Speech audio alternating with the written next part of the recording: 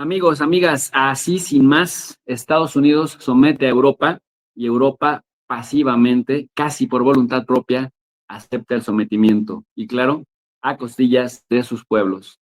No es casual lo que pasa con Donald Trump y el caso Jeffrey Epstein, no es casual que en Europa Macron haya realizado recientemente una visita de Estado al Reino Unido y hasta el rey salió a recibirlo, una visita de Estado en donde hablaron justamente de la importancia de que dos enemigos históricos, pues ahora hicieran un frente común, una causa común, para, dicen ellos, enfrentar a una amenaza superior como es Rusia.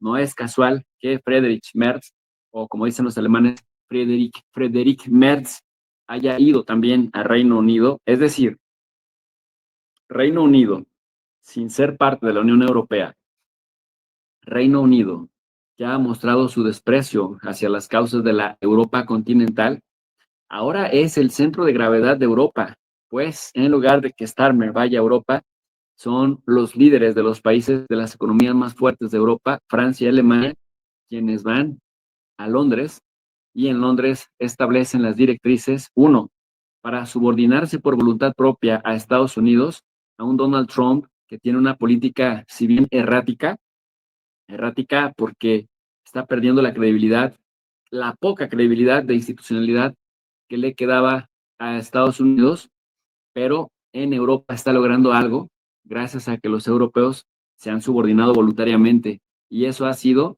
hacer que acepten rearmarse a lo que se había negado históricamente por encima de sus posibilidades y por otro lado, hacer que ese rearme que cuesta dinero y que el dinero va a salir de algún lado y que ese dinero se va a tener que trasladar a otro lado, pues se traslade a la industria del armamento en los Estados Unidos. Y aunque por ahí están pataleando Giorgia Meloni, Pedro Sánchez, patalea también Robert Fico, patalea Víctor Orbán, a final de cuentas van a tener efectivamente, van a tener que ceder y van a tener que comprarle a Estados Unidos. Ellos dicen, aceptamos el rearme, aceptamos aumentar el gasto público, pero vamos a gastarlo en nuestras propias industrias, en nuestras propias empresas europeas.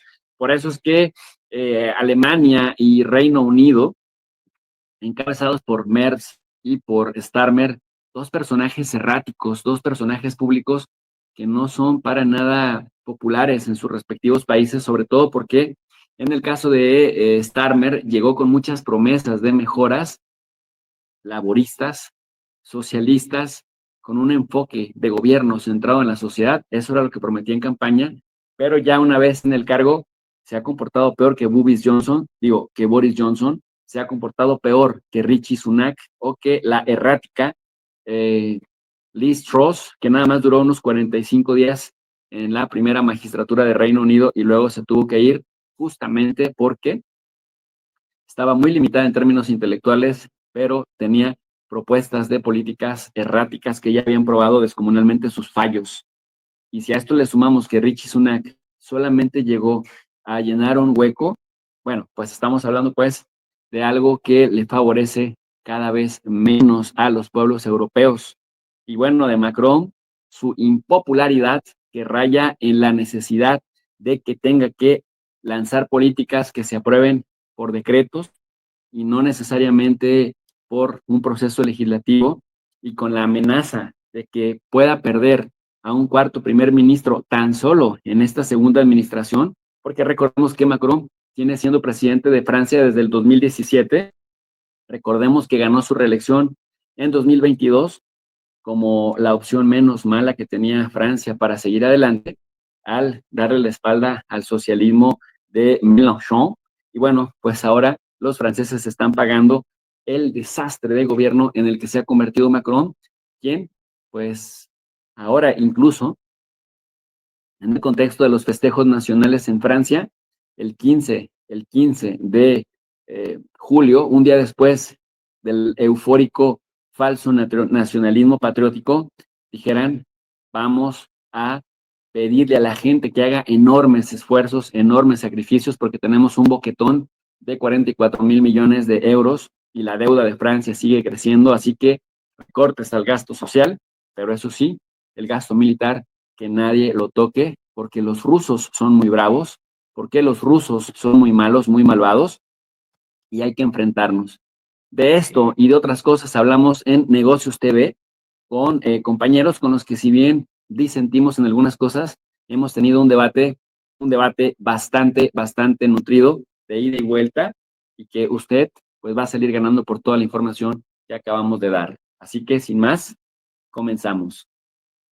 La redundancia a los invitados, a los analistas. Hoy tenemos el placer de contar aquí en Negocios Televisión con don Jesús López Almejo, miembro del Sistema Nacional de Investigadores CONACYT, y don Luis Rodrigo de Castro, profesor de Derecho Internacional Público y Relaciones Internacionales en la Universidad CEU San Pablo, y también, por último, a don Javier Villamor, corresponsal en la Unión Europea y de la OTAN. Muy buenas a los tres, ¿qué tal? ¿Cómo se encuentran? Hola, buenas tardes. Muy buenas, gracias por la invitación, un placer. El placer, como siempre, nuestro de contar con vosotros para analizar un poquito toda la geopolítica. Si os parece, empiezo en primer lugar con don Luis Rodrigo de Castro, preguntándole para hablar sobre el tema del caso de Jeffrey Epstein, de todo lo que está naciendo y todo lo que se está hablando en Estados Unidos. Me gustaría preguntarle qué implicaciones legales podría tener, don Luis, que un expresidente como Donald Trump, bueno, presidente ahora mismo, expresidente antes y ahora presidente de nuevo, amenace con demandar a un gigante mediático como, por ejemplo, Rupert Murdoch, por una supuesta relación con el caso Epstein, el caso de Jeffrey Epstein. Bueno, pues ante todo estamos hablando de dos pesos pesados, Rupert Murdoch y Donald Trump. Es verdad que aquí, pues hombre, si un expresidente o cualquier ciudadano entiende que sus derechos han sido vulnerados y su honorabilidad ha sido puesta en tela de juicio, pues evidentemente puede reclamar a los tribunales, que para eso están, entre para otras muchas cuestiones, ¿no? Pero sí que es verdad que más allá de esa judicialización que puede realizarse, bueno, pues el choque de trenes está servido precisamente porque, bueno, pues uno es un magnate de los medios televisivos y el otro es un gigante televisivo y mediático que ahora también es presidente, con todo lo que ello supone también en cuanto a visibilidad y a resortes. Yo no me atrevería a llamarlo amenaza, sino esta solicitud que ha hecho para que se publique todo lo que tenga que ver con ese asunto, pues me parece a mí un ejercicio también de responsabilidad por parte de las administraciones públicas en base a la transparencia, ¿no? Al final no hay peor enemigo de la libertad en último término que la opacidad, ¿no? Yo creo que esa decisión pues va bien encaminada, puede dar indicios de que Donald Trump pues no tiene nada que esconder, a lo mejor por otra parte, otro lado, pues no es así, pero vamos, con esa orden habrá que ver si hay alguna excepcionalidad que recoja en esa encomienda que le hace a la fiscal general de Estados Unidos, que es la que sería más o menos la ministra de Justicia, y ese nombre es el que se utiliza para referirse al responsable del gabinete con las atribuciones de la cartera de Justicia. Pero a mí me parece sobre todo que en caso de que esto pues pueda dar lugar a un culebrón, ese culebrón será sobre todo mediático y, bueno, pues igual que el presidente tiene una serie de atribuciones, no deja de ser un ciudadano, y aquí pues yo creo que es necesario sobre todo romper una lanza a favor del presidente. Es verdad que tiene una responsabilidad, pero también tiene todas aquellas atribuciones, todas aquellas salvaguardas que la Constitución y la legislación americana le confiere, mejor dicho, estadounidense, le confieren en tanto ciudadano, y a partir de ahí, pues bueno, puede que mediáticamente pues esto nos dé a lo mejor algún culebrón del verano, pero yo no creo que tenga más implicaciones que las que pueda derivarse de todo ello. Quería preguntarle ahora a don Jesús López Almejo, qué lectura geopolítica podemos hacer de este enfrentamiento entre Donald Trump y un poderoso grupo mediático. ¿Forma parte de una estrategia de consolidación de poder y de control de narrativa ahora mismo del gobierno de Donald Trump o no?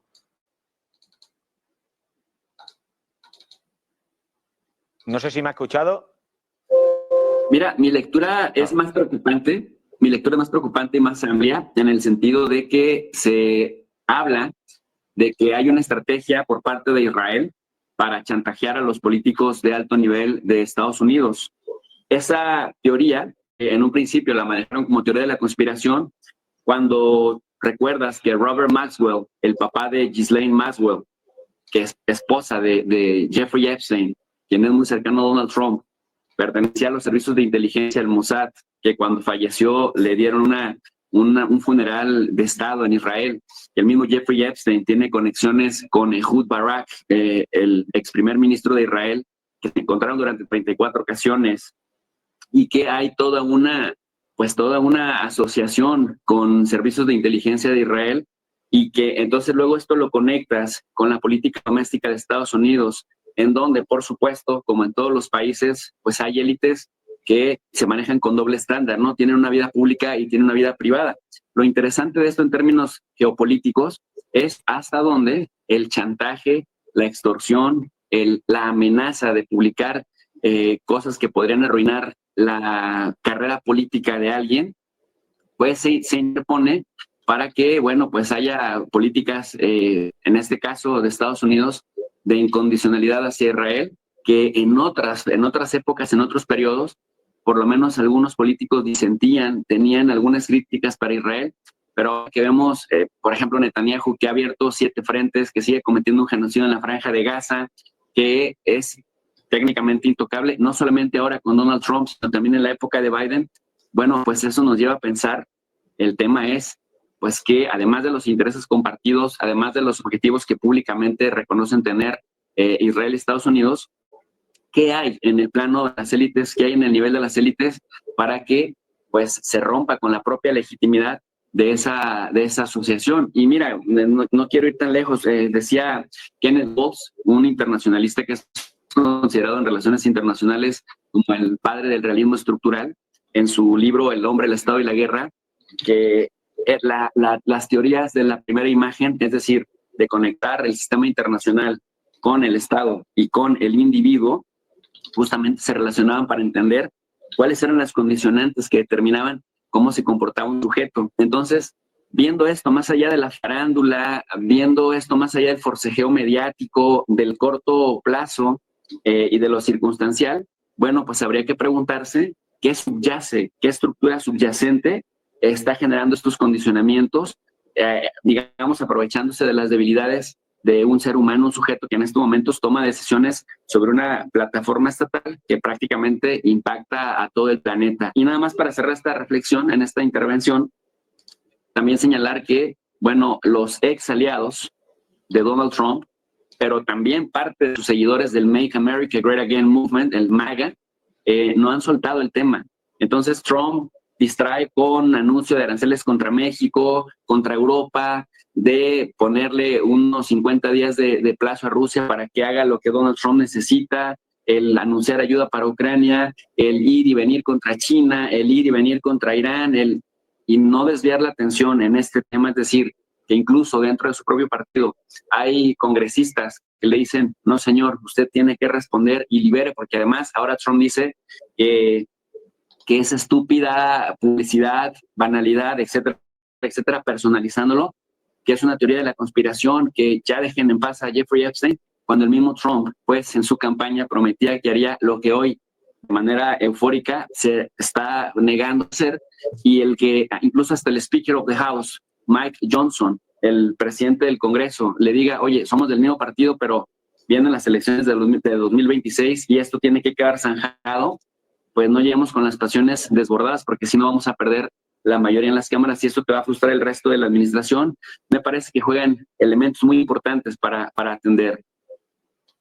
Quería preguntarle a don Javier Villamor, preguntarle desde Bruselas y la OTAN, ¿cómo se percibe esta etapa que está viviendo ahora Donald Trump con el caso Jeffrey Epstein? No sé si esto también lo debilita un poco o cómo se está percibiendo, cómo lo pueden ver el resto de países y aliados, sobre todo, porque el caso le está salpicando y aunque Donald Trump está intentando, eso sí, taponar todos los agujeros para que el agua no le entre dentro del problema, ¿no?, que tiene.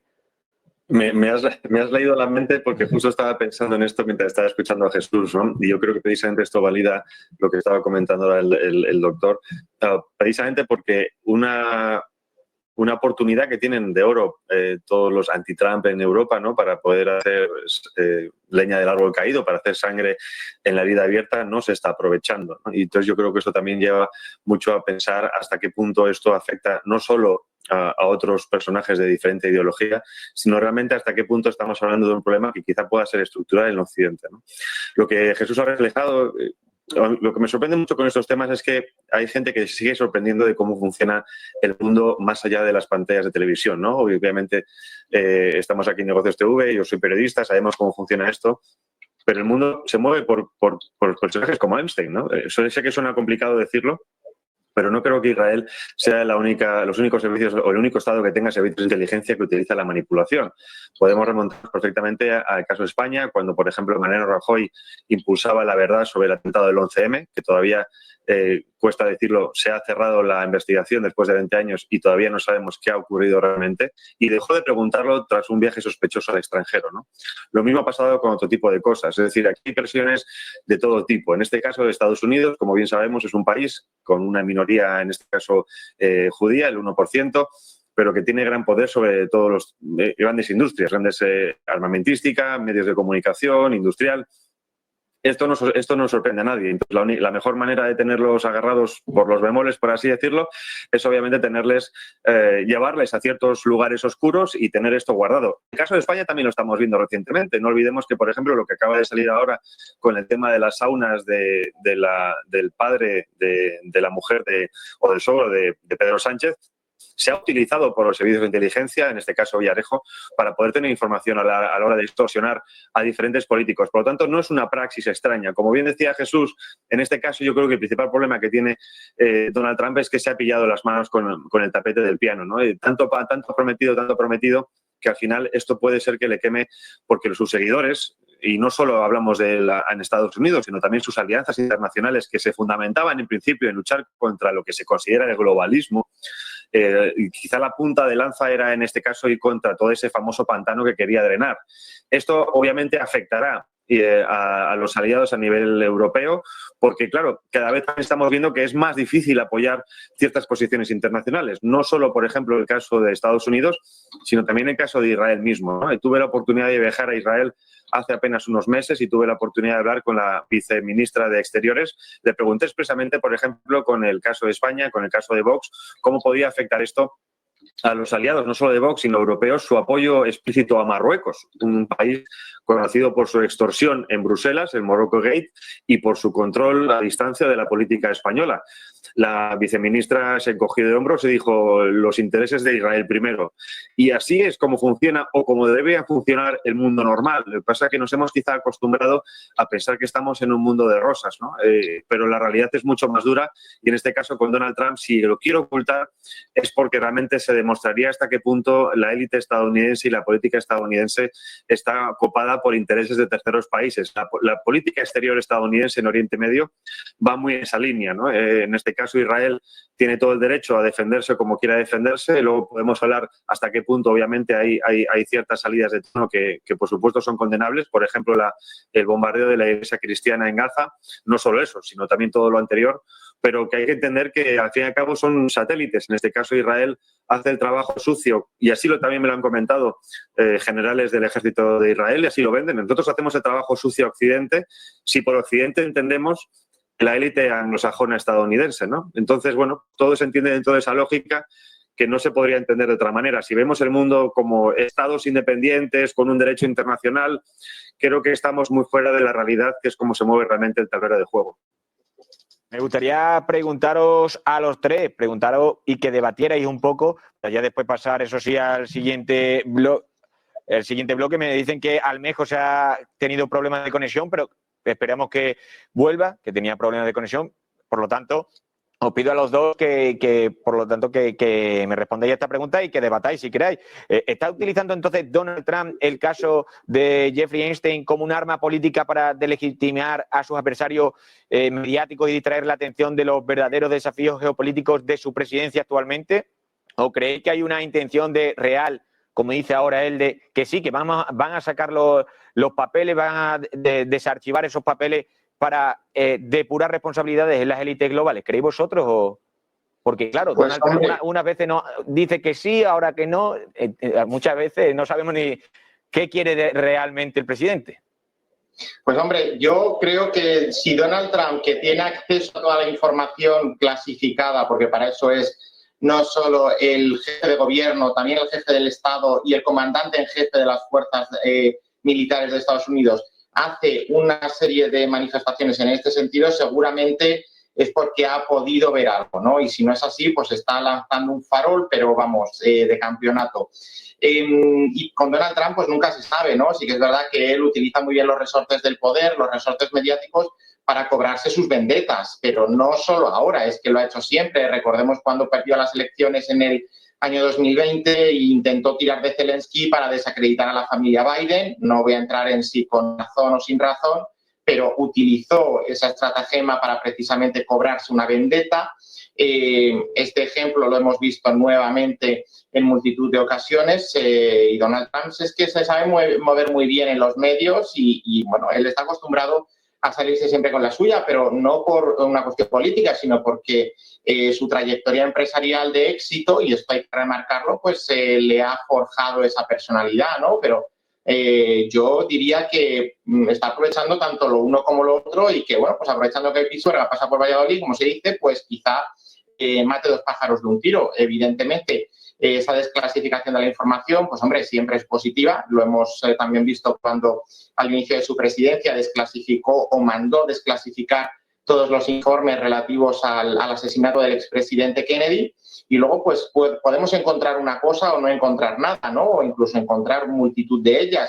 Pero que la información esté a disposición del público, yo creo que sobre todo cuando hay un hecho constitutivo de delito, pues es sumamente positivo porque eso traslada a la ciudadanía la imagen de que, bueno, por mucho poder que se tenga, al final, pues cuando se cometen ilegalidades, se acaba donde se tiene que acabar, que es delante de un juzgado rindiendo cuentas por esas acciones. Y si encima estamos hablando de delitos que ya no son solo delitos, sino que son cuestiones tan asquerosas como las que rodean al caso Epstein con menores y todo lo que sabemos que hay a su alrededor, pues todavía con más motivo, porque, bueno, pues evidentemente a esas cortes de población pues son especialmente sensibles y deberían protegerse, y eso también está lanzando un mensaje paralelo, y es que, bueno, pues la infancia, el menor de edad o este tipo de personas que están rodeadas, en este caso, pues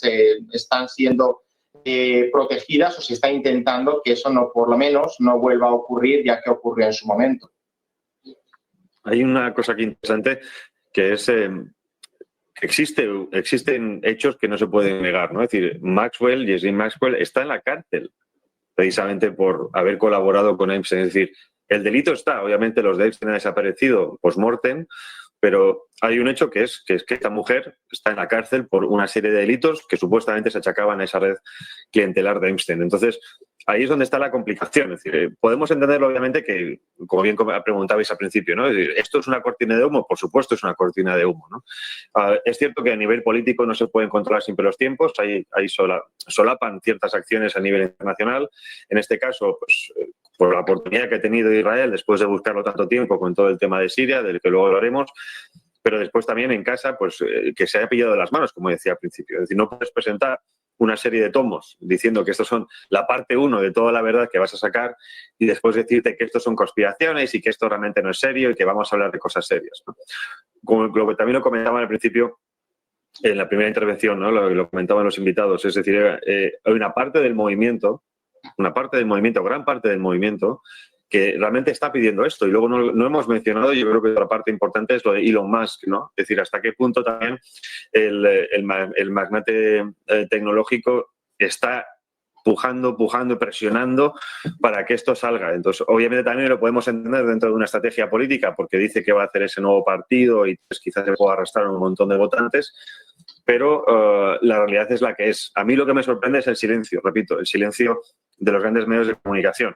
Sí, se menciona, pero no hay campañas mediáticas 24/7. Recordemos, por ejemplo, todo lo que hemos visto en las últimas semanas con el tema de Torre Pacheco, recordemos también con el tema de Ucrania, recordemos con Rusia, pero resulta que tienes la oportunidad de sacar a la luz una de las redes de extorsión de servicios de inteligencia más importantes del mundo y no se está haciendo sangre. Seguramente sea precisamente por eso, ¿no? Porque aquí Donald Trump es Donald Trump, pero lo que tenemos que entender es que lo que se está viendo es que detrás de Donald Trump hay otras personas. Y quizá esas personas le hayan dicho, si sacas esto, plantéate que se atentará de nuevo contra tu vida. Recordemos que a Donald Trump se le ha intentado matar.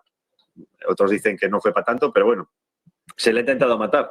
Y si estamos hablando de sacar a la luz a todo el entramado que hay detrás, porque no solo Epstein es ese tomo, ni lo demás, es retomar de nuevo la isla Epstein, retomar de nuevo todo lo que pueda haber ahí, retomar de nuevo antiguos presidentes, grandes empresarios. Imaginemos a nivel español, por ejemplo, con el IBEX 35, si pasara lo mismo, ¿no? Si los grandes empresarios españoles estuvieran metidos como parecido. También recordemos, por ejemplo, la información reciente en la que ha salido que por lo visto aparece un JB en una de las saunas del suegro de Pedro Sánchez, ¿no? Es decir, que la información a nivel periodístico, creo que algunos sabemos ciertas cosas y que ciertos rumores, pero claro, si en el caso de Donald Trump los confirma, sería un auténtico tsunami político y económico en el país, y además que esto daría pie a desmontar el resto del establishment europeo, porque gran parte del establishment europeo depende de Washington 100%, como luego hablaremos también con el tema de la OTAN. Bueno, pues cerramos ya ese bloque de Estados Unidos y quería empezar a preguntarle ya por la tensión en el Báltico y la nueva carrera armamentística que estamos viviendo estas semanas y estos días atrás. Me gustaría preguntarle en primer lugar de nuevo a don Javier Villamor, preguntarle a él. Un comandante de la OTAN ha hablado abiertamente de atacar el baluarte ruso en el Báltico. ¿Estamos ante una advertencia seria o un mensaje para consumo interno de los aliados, simplemente? Yo creo que esto es simplemente una nueva manera de convencer a la población del gasto militar que se va a hacer en los próximos años, ¿no? De momento ya están hablando de recortes. Recordemos los recortes anunciados por Francia, decenas de miles de millones de euros que se justifican simplemente para poder pagar el cheque militar, ¿no? Si nos fijamos también, por ejemplo, en una filtración que hubo hace 2 años por parte del diario Bild, del Ministerio de Exteriores alemán, supuestamente decía el Ministerio alemán que iba a haber la escalada de la guerra final contra Rusia sería para 2028-2030. No sabemos todavía si esto va a ser así, es decir, la guerra final, pero la escalada se está buscando, ¿no? Hablaba de un movimiento de tropas tanto de Rusia como de OTAN de 300.000 personas en el frente del este, en la frontera con Polonia, actual también zona de Ucrania. Está por ver, pero lo que estamos viendo es que esto es más miedo, ¿no?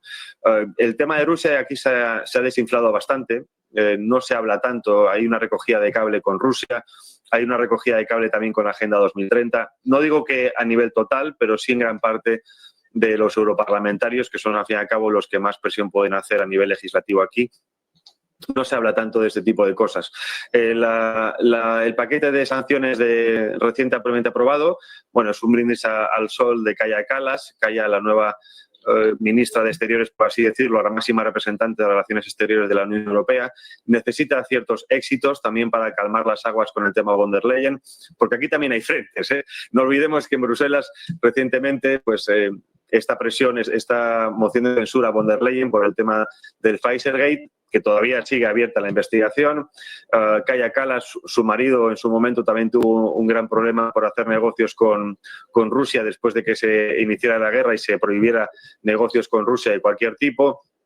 El presidente del Consejo, Antonio Costa, también está en un proceso de investigación de corrupción en Portugal. Nadie está hablando de esto y los 3 líderes, en este caso de la Unión Europea, están en posibles casos de corrupción. El marido también de Roberta Metsola, presidenta del Parlamento Europeo, está supuestamente en una investigación por posibles tráficos de influencia por parte de ella para favorecer la legislación, en este caso de las empresas en las que trabaja el marido. Por lo tanto, todos son cortinas de humo, ¿no? Se necesita sobre todo la justificación militar. Estamos hablando de que la Unión Europea, el nuevo paquete de aprobado, supuestamente que se está hablando, que se filtró, de 2 trillones, o sea, 2 trillones americanos, que serían 2.000 billones nuestros, de nuevo presupuesto para el periodo plurianual de 2027-2034, en los que se habla de recortes para la alimentación, para la PAC, recortes para los países, recortes para la educación, recortes para la sanidad, para poder pagar los 800.000 millones de euros o los 800 billones para los estadounidenses, que es lo que va a invertir la Unión Europea o lo que tiene planteado la Unión Europea invertir en los próximos años, ¿no? Entonces, eso significa que si a esto le sumamos toda la inmigración masiva, el cóctel está servido, porque en zonas como Francia, donde el país está perdido en manos de la inmigración y subiendo, países como Alemania, donde también están incluso pidiendo, por favor, a los afganos que se lleven a los afganos que ellos previamente han acogido, países como Italia, que está externalizando la recepción de inmigrantes, países como España, donde estamos viendo lo que está ocurriendo como Torre Pacheco, esto es el inicio de la escalada del conflicto y, por lo tanto, lo que se tiene que justificar es todo tipo de gastos por enemigos o supuestos enemigos allá donde estén. Con esto no quiere decir que Rusia sea un adversario, lo es. Ahora bien, es un adversario que también se ha creado por parte de Estados Unidos para poder justificar una serie de cambios importantes dentro de la Unión Europea, porque recordemos también que para justificar la guerra contra Rusia no solo se está acelerando procesos de expansión de la Unión Europea por el este, que están violando completamente todos los procesos naturales hasta ahora de la Unión Europea, sino que también se está intentando acelerar el proceso de integración europea que pasa por centralizar el poder en Bruselas. Si se reforman los tratados fundamentales de la Unión Europea, que se aprobó en la anterior legislación en la anterior legislatura, y vamos a ver qué ocurre en esta nueva, estaríamos hablando de que Bruselas se convertiría de facto en un ejecutivo en donde se desaparecería el veto de los Estados miembros y en donde, por ejemplo, ya no haría falta la coordinación absoluta de todos los Estados miembros, sino que los países más importantes a nivel de población y de extensión, véase Francia, Italia, Alemania y España, tendrían la batuta del resto de países. Esto para los españoles sería una buena noticia si no tuviéramos a quien tenemos en el gobierno, ¿no? Pero por desgracia, imaginémonos a Pedro Sánchez con la batuta importante de la Unión Europea, que sabemos que esto no solo es un hecho o un pensamiento rosa o un pensamiento imposible, porque estaríamos hablando de la sumisión absoluta del resto de los Estados miembros a dos países, que sería volver al eje franco-alemán. Por lo tanto, la OTAN está presionando para que esto se cierre cuanto antes y a la Unión Europea le interesa aumentar el gasto en defensa porque también está a años vista esa posible creación del famoso y todavía imposible ejército europeo. Le quiero preguntar a don Jesús López Almejo, que ya lo tenemos de nuevo con nosotros. Me alegro de que esté de nuevo de vuelta con nosotros ahora. Me gustaría preguntarle, con Alemania y Reino Unido desarrollando un nuevo supermisil, como hemos venido diciendo, y advirtiendo directamente a Rusia, ¿volvemos a una lógica de bloque similar a la Guerra Fría o es algo que queda muy lejos, esa idea?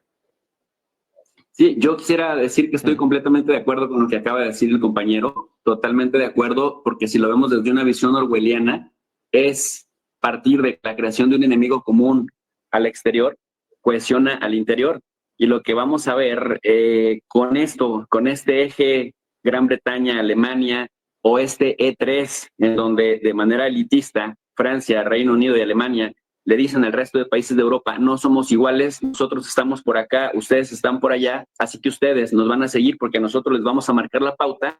Desde una visión orwelliana viene un embate muy fuerte para los pueblos de Europa. Viene justamente retirarles los beneficios históricos que habían conquistado a través de luchas durante décadas. Viene el adelgazamiento del Estado social, del Estado benefactor.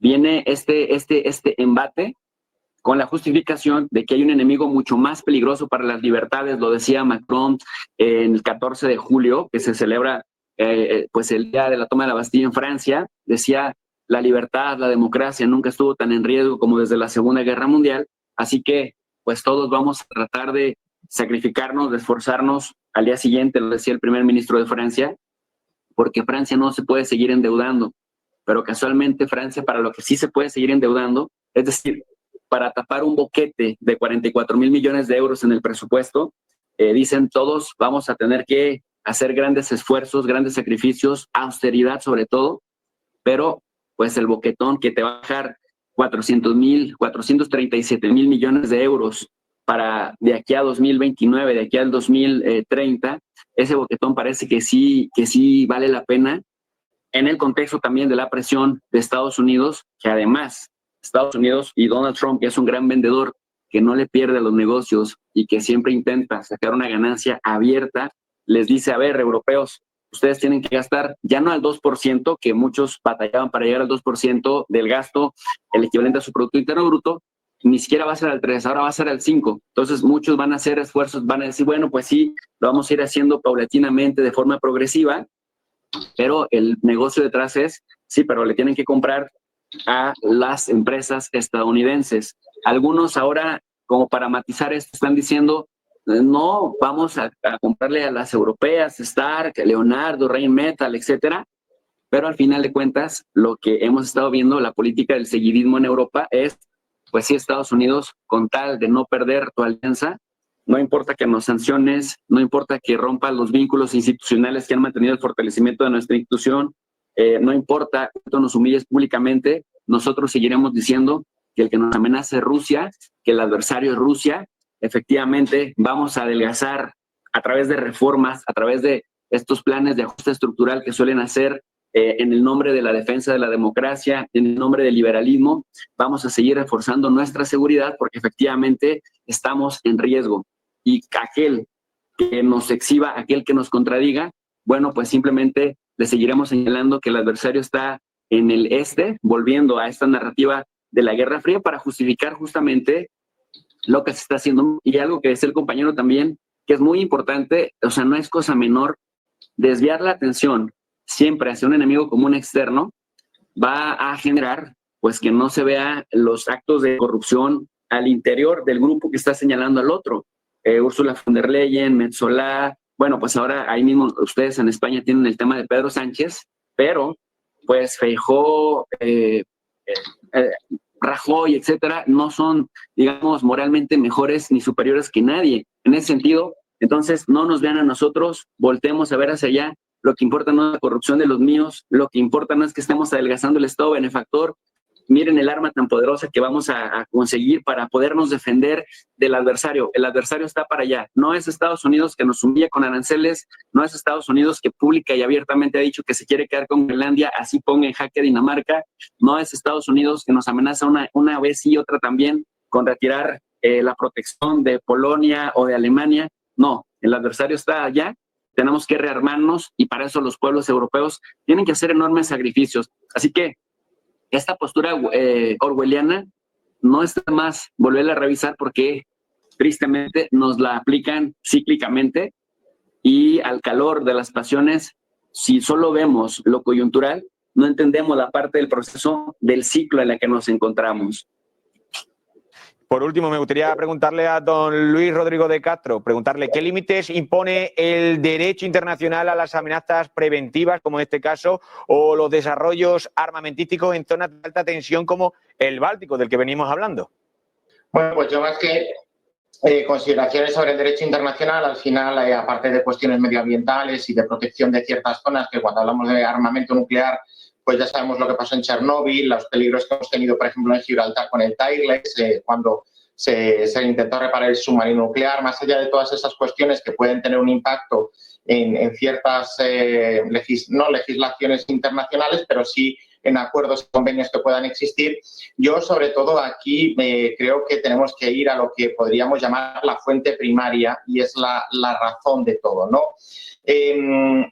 Cuando uno se pone a jugar con fuego, se puede acabar quemando. Y por mucho que la OTAN, y es verdad, no está diciendo ninguna tontería, es verdad que el área de Kaliningrado está muy concentrada y no solo está aislada de Rusia por tierra, mar y aire, sino que está rodeada en esos tres factores por espacio OTAN. Eso es innegable, pero también vamos a ser realistas y vamos a tener en cuenta que cualquier ataque a un territorio del Estado ruso supone un ataque en su totalidad, aunque sea a un exclave de su territorio que está separado de lo que es la masa continental, ¿no? Por lo que yo aquí veo más peligros en la dialéctica y en esos globos sonda que se van mandando también en parte para contentar, para justificar ciertas acciones en el fuero y en el seno interno de la OTAN, pero yo creo que esto no es un juego que beneficie a nadie, por mucho que luego pues, se pueda trasladar y tener sus implicaciones al derecho internacional. Creo que en una situación en la que tenemos el caso de Ucrania, que estamos viendo cómo todo eso está agriando y está pues no solo germinando sociológicamente en una esfera y en una espiral de odio que podemos ir ya comparando con la que se ha vivido y está generada en otros lugares del mundo. Yo creo que al final esto lo que nos ha demostrado es que hay que tener templanza, que igual que pedimos que, por ejemplo, pues desde el otro lado no se realicen ciertas acciones, no se realicen ciertas manifestaciones o no se hagan ciertas cosas o ciertos movimientos, yo creo que también nosotros, y me incluyo, los países del espacio OTAN, tenemos que predicar con el ejemplo, y esto lo único que hace es escalar, es un poco pues intentar demostrar, bueno, iba a decir una vulgaridad, pero ver quién queda por encima de ambas situaciones, de ambas cuestiones, y bueno, pues como digo, más allá de toda la implicación que pueda tener desde el punto de vista legal, doctrinal, evidentemente un ataque a cualquier territorio de la OTAN acarrea una respuesta, una activación de la cláusula de defensa colectiva del artículo 5, pero en el caso ruso, pues cualquier ataque al territorio ruso, pues evidentemente genera una reacción, justifica y legitima una reacción por parte de Rusia, porque igual que condenamos y decimos que la agresión rusa a Ucrania es ilegal a todas luces desde el punto de vista internacional, en ese extremo que digo de un ataque OTAN a un territorio ruso, Rusia estaría legitimada y la ilegalidad la cometería el espacio OTAN, los socios de la alianza, porque solo hay dos justificaciones, dos situaciones en las que el uso de la fuerza está justificada desde el punto de vista del derecho internacional. La primera es cuando un país es atacado como reacción, es el derecho a la legítima defensa, y en segundo lugar, pues cuando hay un aval, una autorización por parte del Consejo de Seguridad de las Naciones Unidas.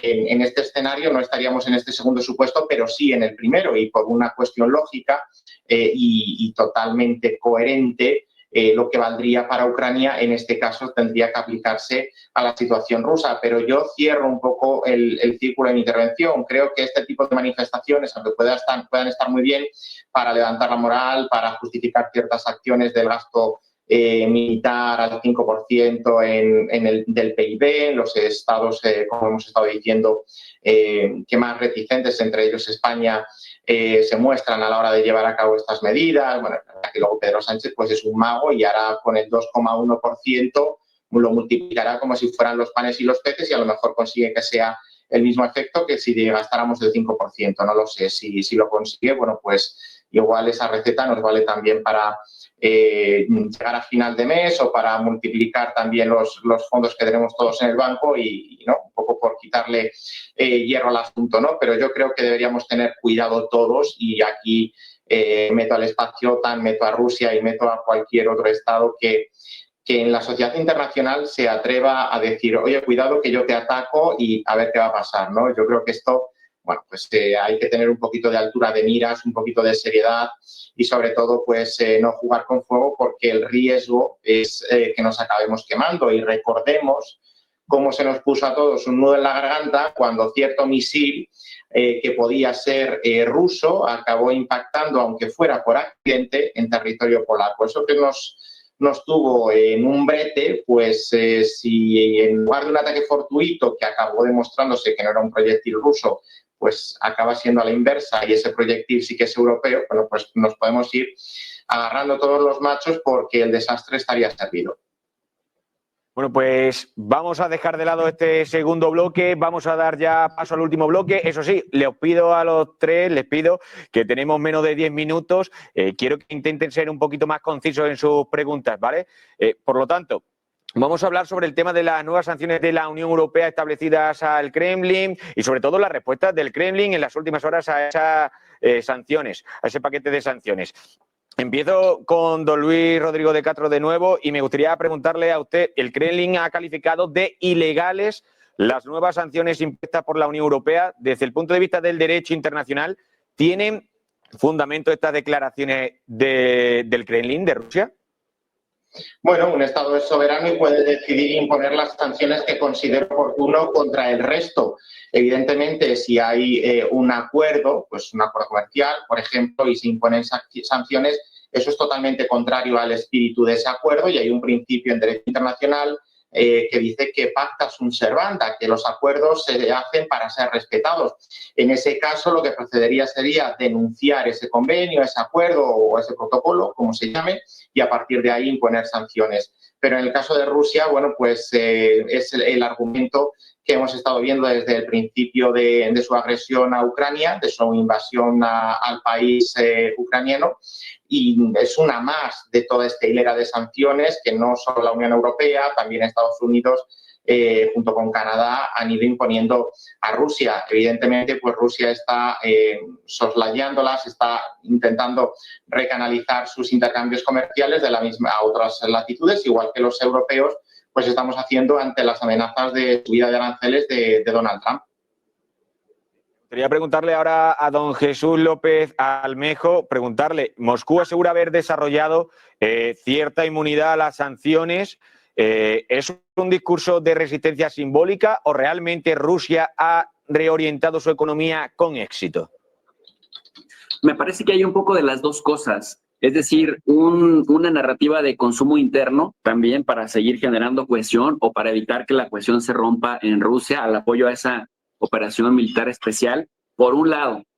Pero por otro lado también es cierto que China, la India, Indonesia, Pakistán y otros países en el mundo, Brasil en menor medida, pero ahí está presente, han ido llenando el hueco que ha estado dejando la Unión Europea. Y en ese sentido, si recordamos las amenazas de Donald Trump, que al amparo del enfoque de Lindsey Graham, este señor impulsor de la necropolítica, Lindsey Graham, senador de Estados Unidos, que vive de la guerra, que cabildea para las industrias del armamento y su negocio es armar guerras y vender armas, decía que incluso, bueno, sería óptimo imponerles no un 100, no un 200, sino hasta un 500% a aquellos socios que sigan alimentando, decían ellos, la maquinaria de guerra rusa, porque decían, lo reconocían abiertamente, las sanciones de Europa realmente no le han afectado en gran medida, no le han afectado por lo menos al nivel que puedan hacer que Rusia colapse en el mediano plazo o que Rusia renuncie a sus objetivos militares en Ucrania, pero dicen ellos, quien aceita esa maquinaria, pues son estos otros gigantes que van además creciendo en términos brutos económicos y la mirada puesta para cortar, digamos, ese suministro vía comercio. Así que me parece que hay un poco de las dos y me parece que aquí también el gran ganador es Estados Unidos. ¿Por qué? Porque Estados Unidos logra cortar esa, digamos, armónica relación que tenían, interdependencia compleja en términos de los rusos tenían lo que los europeos necesitaban, que son los hidrocarburos buenos, bonitos, baratos y en tiempo, tenían las semillas, las grandes cantidades de insumo para el proceso de desarrollo industrial de Europa, y Europa a su vez le proveía el dinero que Rusia necesitaba para seguir expandiendo sus diferentes sectores industriales. Sin embargo, llega a Estados Unidos, corta esa relación, pone a pelear a unos con otros y después les dice a los europeos, pues ahora ustedes me compran energía a mí, yo se las voy a dar en las raciones y a los precios que yo considere y ustedes pues no tienen de otra porque si me dejan de comprar van sanciones. Así que pues si lo vemos desde una perspectiva global, más allá de las pasiones, en Washington siguen marcando la pauta. Y por último, me gustaría preguntarle a don Javier Villamor, ¿qué impacto están teniendo estas sanciones en los países europeos que las promueven? ¿Se están comenzando a cuestionar su eficacia dentro de la propia Unión Europea o no? Esto se hizo desde el principio, ¿no? Lo que está ocurriendo desde Bruselas es, para que los entiendan los espectadores en corto, te acaban de partir las piernas y te dan muletas para que andes, ¿no? El informe Draghi es un informe muy revelador, pero es un informe que demuestra la incompetencia de los dirigentes, incompetencia, estupidez o mala fe, o incluso maldad. Porque lo que está diciendo Draghi es, oiga, las políticas que llevamos aplicando de industrialización o económicas en los últimos 15 años no han servido para nada. Lo que vamos a hacer ahora es más inversión pública. Si ya hay deuda, vamos a generar más deuda, ¿no? El otro día en el Parlamento estaba hablando con un eurodiputado y hablando de temas de la guerra, ¿no? Que obviamente también, repito, se ha quitado ya mucha gente la venda y se está dando cuenta hasta qué punto también Europa no tiene independencia. Por eso cuando Friedrich Merz habla de queremos una Europa independiente, yo, pero señor, ¿qué me está usted diciendo? ¿Y para quién es la independencia, ¿no? Pero bueno, este eurodiputado decía, mira, la guerra de Ucrania va a durar 15 años. Y yo, ¿por qué? Me decía, es porque es el pacto o es los acuerdos que se han hecho de privatización o de nacionalización de los productos americanos que antes eran, por ejemplo, McDonald's y demás, ¿no? Es decir, hay un acuerdo de uso y disfrute de todo lo que era americano por 15 años por parte de algunos de los servicios que estaban allí, que recordemos que se fueron de la noche a la mañana de Rusia, ¿no? Entonces, es cierto que desde esa lógica uno da a entender que obviamente es una guerra planificada incluso quizá por los dos bandos, porque recordemos también que cuando inicia la guerra de Ucrania, ciertos aviones militares salen en Kremlin directamente a Washington. Sé que esto a mucha gente les cuesta comprenderlo, pero bueno, pues es una pinza importante a la Unión Europea. Es una guerra que también ha beneficiado a Estados Unidos enormemente. Yo cuando empezó la guerra la llamé la guerra del gas, porque si nos fijamos realmente ha sido para que Estados Unidos se pueda posicionar como principal exportador de gas en el mundo. No es Rusia la principal exportadora, según piensa mucha gente. No estamos hablando de que en su momento, hace 2 años, ya Estados Unidos exportaba o producía 11 trillones de metros cúbicos, si no me equivoco, 11 billones de metros cúbicos de gas al año, mientras que Rusia solo tenía entre 6 y 8. ¿No? Esto, como bien decía Jesús, se necesita vender. No había compradores para Estados Unidos. El mejor comprador es Europa. Ahí vemos, por ejemplo, cómo explotaron el Nord Stream 2, que, por cierto, es un casus belli de manual para Alemania y nadie ha dicho nada. Y esa investigación se dejó de lado porque cuando se dieron cuenta de que más que Rusia y que incluso un comando de Ucrania estaba el tío Sam, era mejor dejarlo de lado. Y así funciona todo en la Unión Europea, ¿no? Se obcecan en un camino, ¿no? Es decir, lo mismo me da que reconozcamos a mitad de camino que nos hemos equivocado, si en vez de dar marcha atrás y tomar otra dirección, seguimos por la misma. Y es lo que está ocurriendo también, porque no olvidemos que en mitad de toda esta locura de la guerra de Ucrania, de cortar todo tipo de comercio con Rusia, cuando precisamente lo que ha permitido a la Unión Europea posicionarse como uno de los polos económicos más importantes del mundo es tener acceso a recursos baratos de Rusia, y Rusia lo que quiere es vender, porque no quiere otra cosa más que vender. A esto se le suman las políticas suicidas climáticas, en las que además nos piden recortar las emisiones hasta un 80% hasta 2040. Poco a poco la Unión Europea dice, bueno, ahora vamos a recortar un poquito aquí, pero el objetivo final no lo cambia. Lo que cambian son los tiempos de aplicación. Es un suicidio en la industria del acero, en la industria automóvil, en la industria tecnológica, en la industria militar, porque aparte, cosa que no se suele decir, es que esta inversión militar va a parar a las industrias, principalmente europeas, pero que en su mayor parte están también participadas por fondos de inversión estadounidense. Por lo tanto, el negocio es redondo, ¿no? Es decir, que aparte la Unión Europea está promoviendo la creación de champions militares en cada país. En España tenemos a Indra y ya estamos viendo también cómo se están manejando políticamente algunas empresas. Esto es un suicidio colectivo, creo que hay que decirlo así. La Unión Europea está completamente noqueada y nada de lo que se está haciendo sirve para crear un mejor futuro para la Unión Europea. Lo que estamos viendo, algunos lo comparan ya con la Unión de Repúblicas Socialistas Soviéticas, y es que la Unión Europea se está convirtiendo en la antigua URSS, centralización de la economía, control de los ciudadanos, limitación de libertades, y de todo esto no olvidemos que además se le suma la inmigración masiva que se está importando para poder bajar los salarios. No hay competitividad. En la Unión Europea, no existe. Hablaba también hace unas semanas con Samuel Frufani, que fue un funcionario de la Dirección General de Energía durante 35 años, ahora mismo es profesor de la Universidad Libre de Bruselas, y decía que es que se ha hecho todo mal, pero él opina que no se ha hecho mal porque no se sepa, sino que se ha hecho mal aposta para que todo esto vaya mal por un interés que, en fin, creo que ya sabemos cuál es, ¿no? Pues le tengo que agradecer a los tres, nos quedamos sin tiempo, le agradezco su participación a don Jesús, a don Luis y a don Javier. Que tengan muy buena tarde los tres. Un placer. Igualmente, adiós.